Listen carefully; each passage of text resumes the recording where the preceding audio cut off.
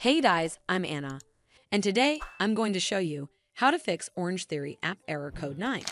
So first of all, you need to make sure you're connected to a strong internet connection. Open up Safari browser on your mobile device and then search for speed test right over here.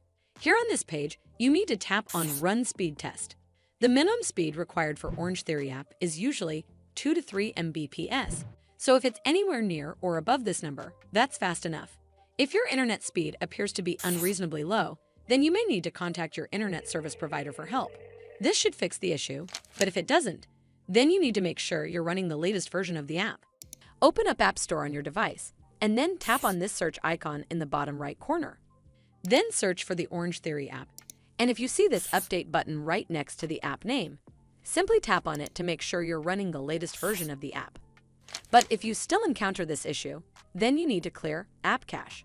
Go to your device settings and then scroll all the way down to General and tap on it. Then tap on iPhone Storage. From here, search for the Orangetheory app and then tap on it. Once you're on this screen, you need to tap on Offload App. Tap again to confirm.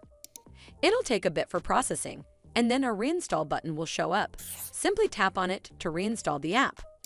This should fix the issue, but if it doesn't, then you need to completely reinstall the app. Follow the on-screen instructions to navigate all the way to the app page. Once you're on this screen, tap on Delete App to uninstall the app from your device. Once uninstalled, you need to open up App Store and then search for the Orangetheory app right over here in the search bar, and then click on this Get button to install it back on your device. Well, that's how you fix Orangetheory app error code 9. I hope you found this video helpful, and if you did, make sure you give it a thumbs up to see more videos like this, and don't forget to hit that subscribe button. We'll see you in the next one.